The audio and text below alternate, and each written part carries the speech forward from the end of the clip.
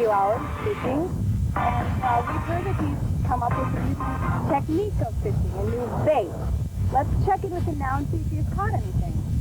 Okay, this action ought to work real well. Boy, I'm glad I got those extra anchovies on there. I think this'll really catch the fish. That action is just fantastic. Just like I saw at the last pizza party. It really caught a lot of people. It ought to catch a lot of fish because they're not as bright. So I'm going to toss it in.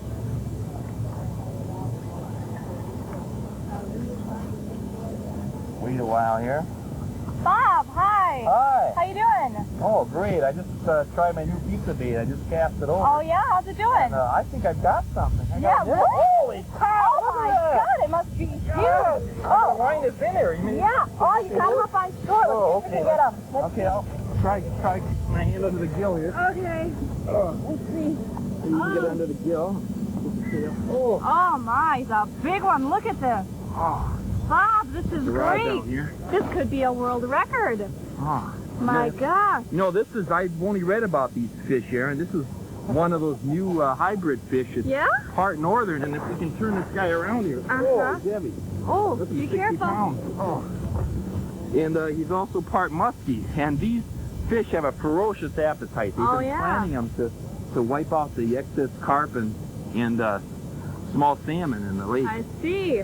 And boy, I'm glad I put on the 2-pound line today and didn't try to use the 1 pound today. He looks pretty ferocious, you know. I mean, look at those teeth are incredible. I mean, oh, he's you can see why there. You can see why they plant these fish. Perfect predators. Definitely. Well, how did you decide to get involved in this form of art, fiber art? Well, as far as the fish is concerned, I've sculpted with paper all my life, and I wanted to make things that were more realistic. And that's why I started working with foam rubber, because it bends so nicely and has such lively action. Right.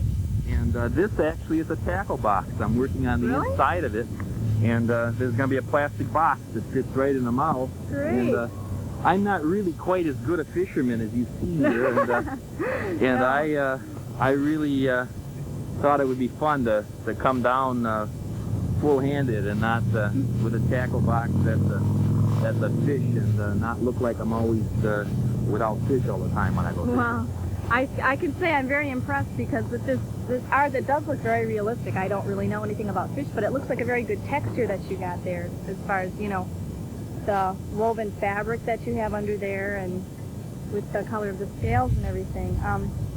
What exactly, this doesn't look like it's just fiber. Was this foam and you put something over it?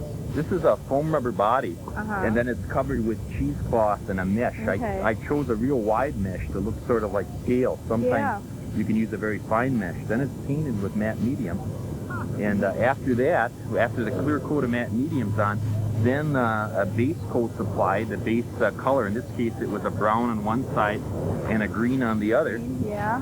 And then I painted the details on the fish, and inserted plastic fins and painted them as well. Yeah, they look very good. They look very real.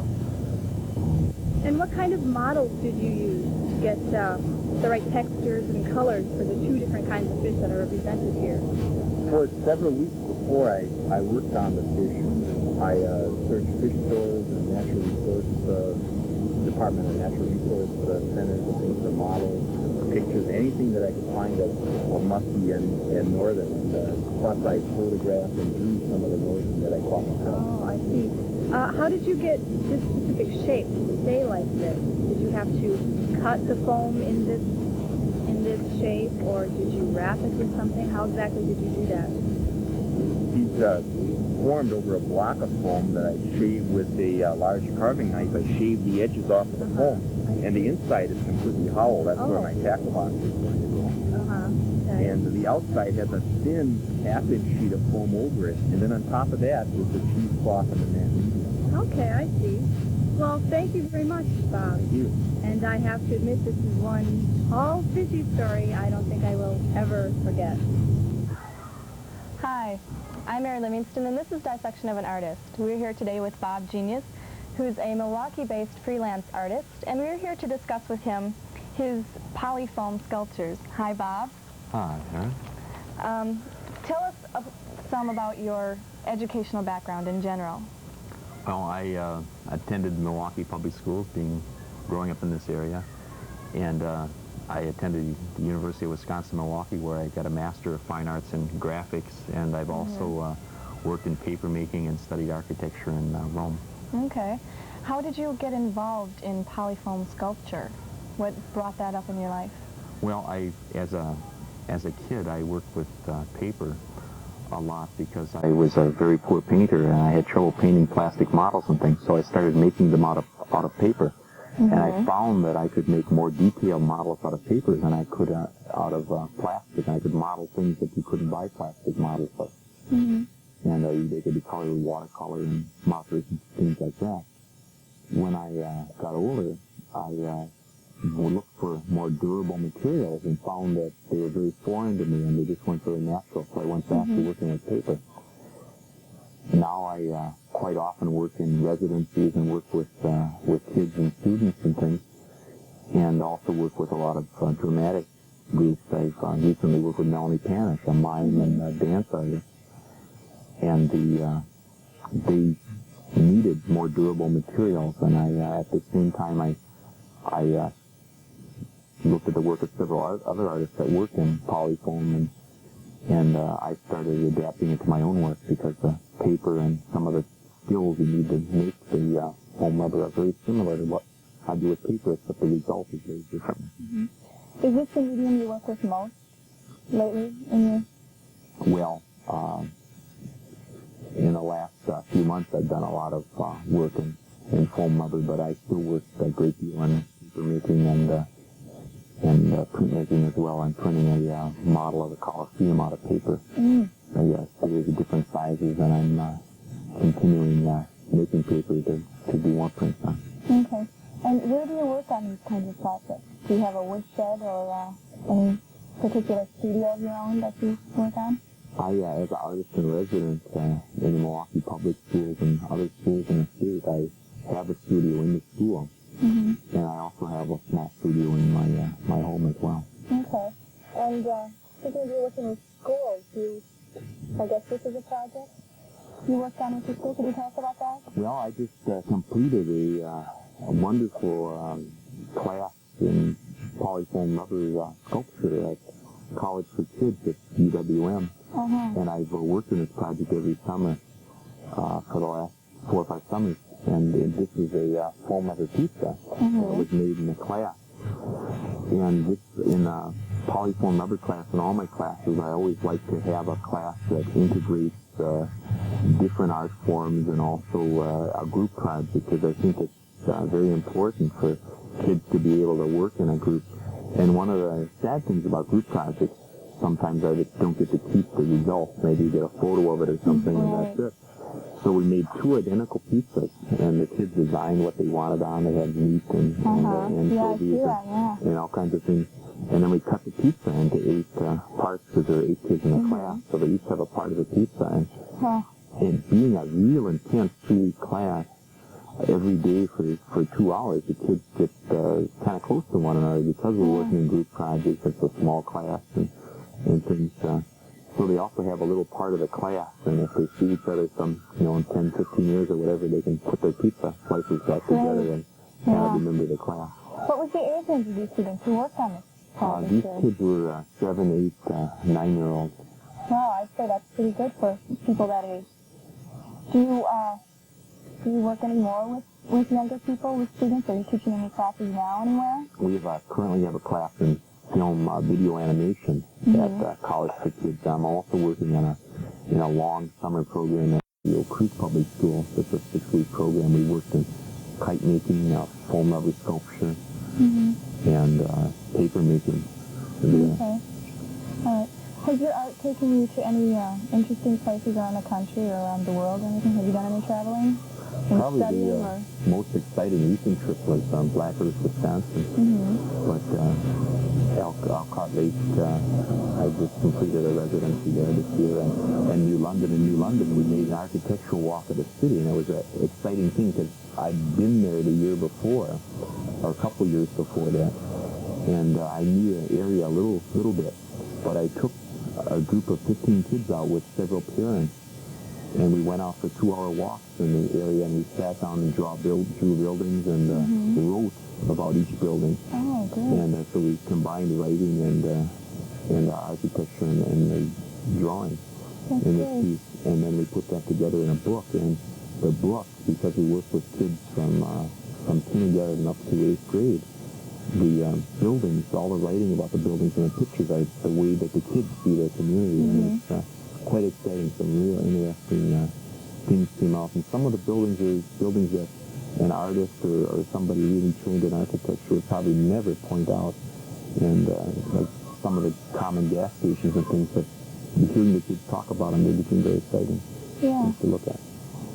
Do you feel there's any great tie between the different areas of the arts? Do you feel that there should be a strong relationship or pull for them, or do you feel that they are very separate, individual parts of the arts?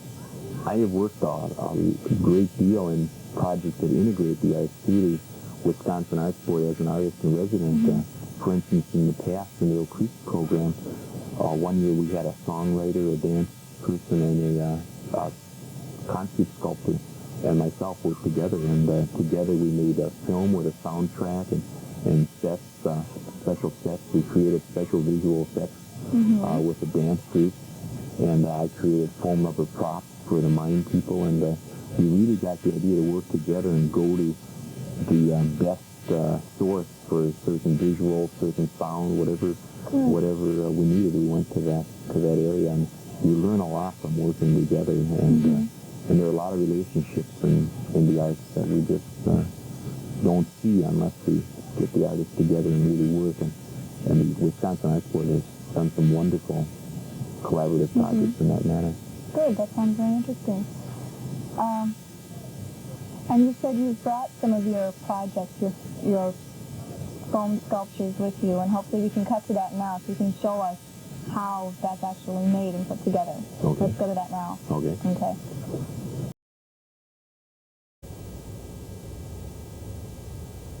And we're here with yet some more of Bob's interesting projects. Bob, let's start at this end of the table. Tell me about this, the pony head. Well, this was a pony head that I made as a costume for my daughter. And it's very similar to many of the heads that I made for various productions, like for Jump Dance, I made a zebra head like this. And one of the unique things I found out about these hats is that when you put them on, they can be worn above the head, and they put your head in the face in the shadow. And they're so large and dominating and yet light that they can be worn on the head, and they give you complete freedom to dance or whatever, and complete and not vision. very much of a burden. That's right. Many costumes Instead of are. looking through little eye holes. Right. Okay. And tell me about this interesting thing here. Exactly what does this do? Well, one of the artists that I've really admired is, I really enjoyed, is Alexander Calder, and he has a wonderful movie of, a lot of people know Alexander Calder as the founder, the innovator of the Mobile and Stabile, moving sculptures and things, but he also made a wonderful circus that he kept in steamer trunks and took them with him everywhere. And in the College for Kids class, we also created our own circus, and each of us created an act, and this was one of the acts that was created in the circus. And when you wiggle it, he spins and lowers himself down. Great! Oh, that's super. Until he lands on his feet. And in Alexander Calder's movie, he has all kinds of characters with similar wire contraptions and things that he performs. And just some beautiful mechanisms. Okay, and let's see what else we have here. This is a puppet. This is the foam that you've seen so far in the movie is in this presentation is foam that's been covered with cheesecloth and medium.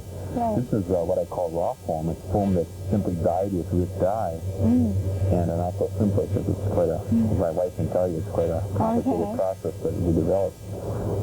But it's dyed and then assembled. And the nice thing about it is it's very spontaneous and can be assembled very quickly. And the foam itself, when you build a puppet, generally you have to do all kinds of complicated hinges and things to make things move. If you make them out of paper mache or things like that.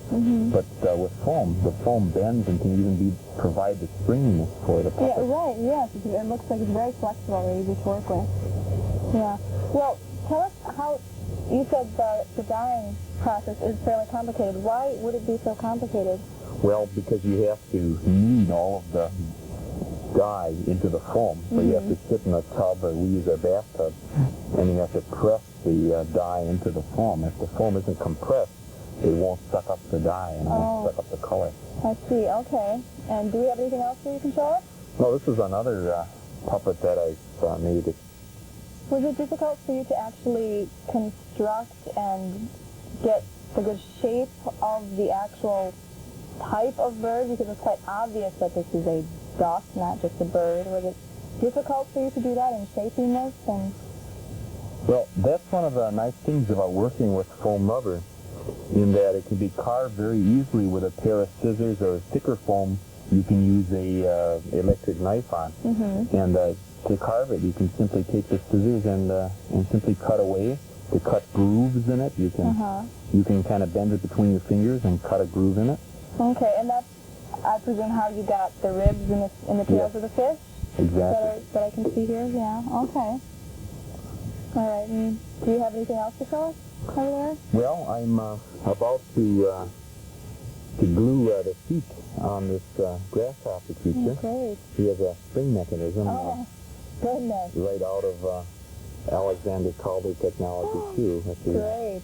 Wow. That's wonderful. I think that's really great how you got movement into these, too, besides, just the visual thing, how you can get them to move the actual animals, just, the fish and moving back and forth. I think that's really interesting. So show us how you actually...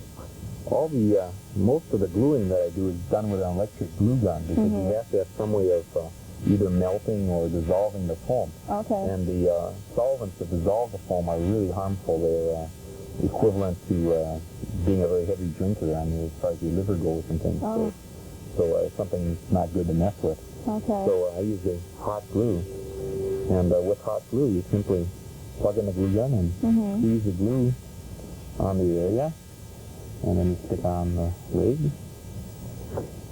and put the glue on all the spots.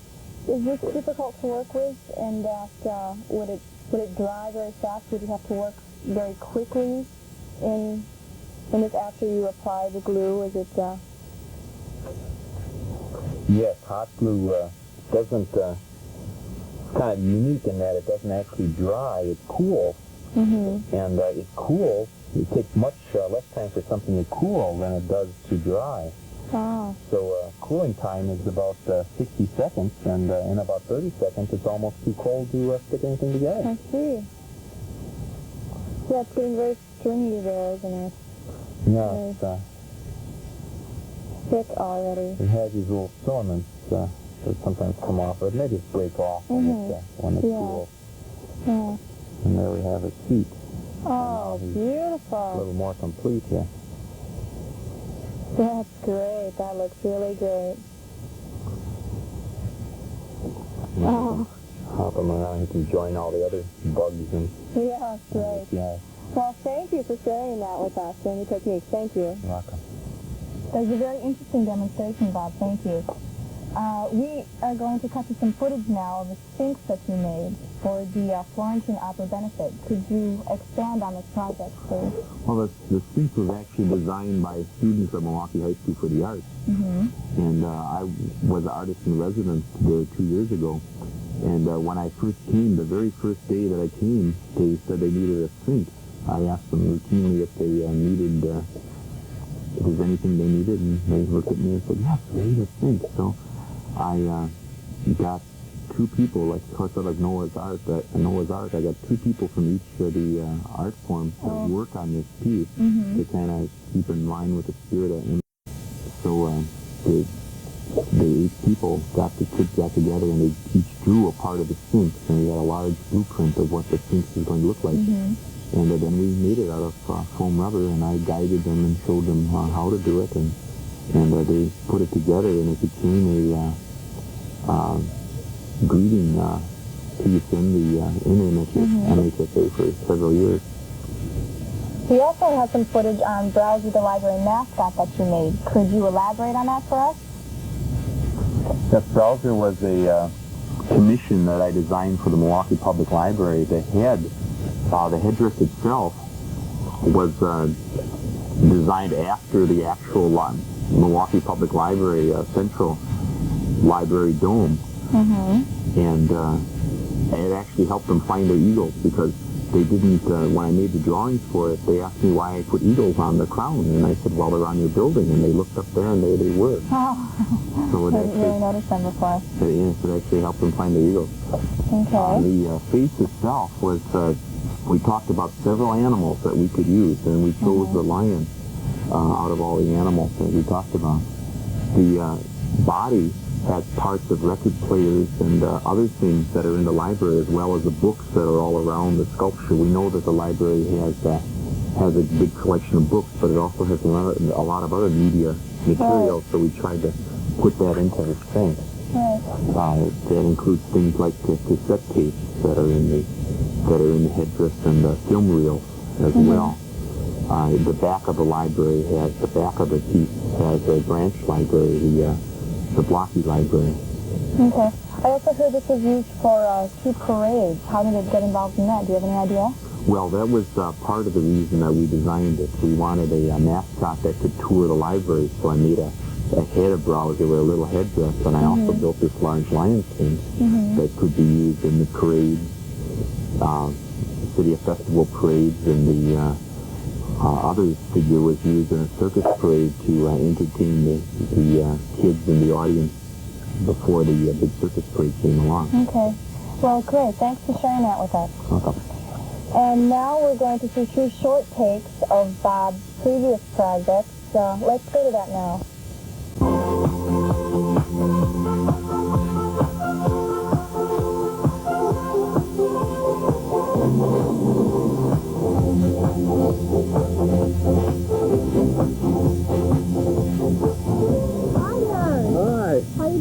Oh, great. That's good. Had a nice bike ride? Oh, yeah. Yeah? Tell us about this. Well, I designed this bike because in a lot of athletic endeavors, I'm real shy, and I don't like to be real conspicuous when jogging or riding. And when I get out in the country, in the field, I'm just another cow with it, and I just blend right into the field. Well, let's see all of this here. Let's move this over. Let's see what this looks like here. We have down to the very last detail here, so you're very thorough. Yes, indeed. So you do ride this around town, huh? Yes, it's fully equipped for riding around town or touring. These are panniers in here for carrying gear. I found those skimpy little bike bottles never really handle enough, so I have 4 of them on here, and do these actually hold? They do work. I can hold it upside down, fill them up with whatever I want, and the milk is work because the foam does insulate the milk. Great, okay. And what was the reaction to this? Well, some people another cow. A lot of people that are really into dynamic bicycles try very hard to ignore it. But kids and senior citizens and people in the middle range, they really seem to appreciate it and enjoy seeing it.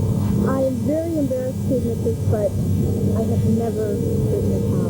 I know it's practice. Could I just try it, please? Oh, thank you so much. You are a big fella, aren't you? Okay. Here we go. Okay. You hold this up, please. All right. No peeking, guys. Okay. Here we go. All right. In a very low gear.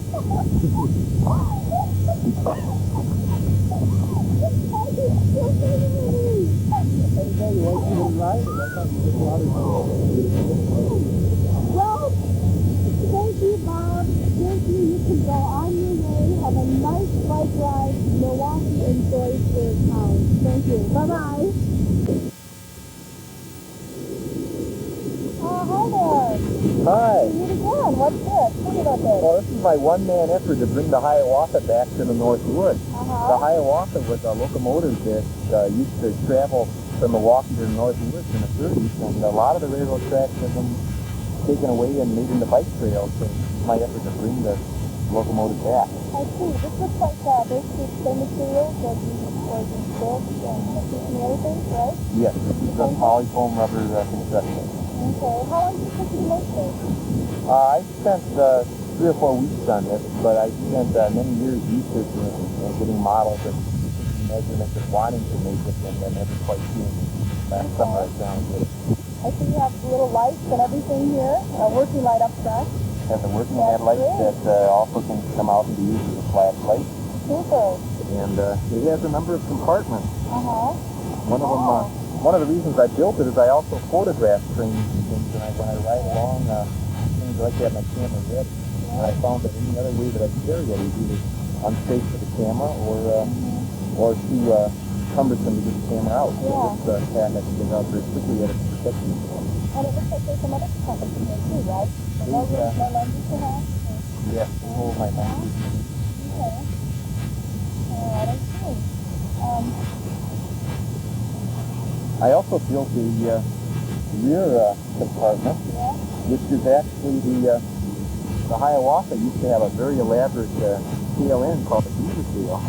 And this is one of the cars from the Hiawatha, a model of half the car is much longer. And the inside of here is space for soda and things, and the foam insulates it and keeps it cold for some time. That has a lot of room in there too. Oh, it's huge. Yeah, that doesn't look like that has the attachments though in the back of this guy, because the Velcro strip that you on there, what keeps that coming out? Well, this, you caught me, because this one is still under construction, and I haven't attached the front of the interior on. Alright, well we won't tell anybody about that. We'll just keep that our own little secret. Well, thanks a lot. Well, it's honestly quite fun. That concludes our show, Dissection of an Artist. Thank you for tuning in. Bob, thanks so much for coming. You made it a very interesting show. My pleasure. And we wish happy trails from the three of us to all of you. Bye-bye.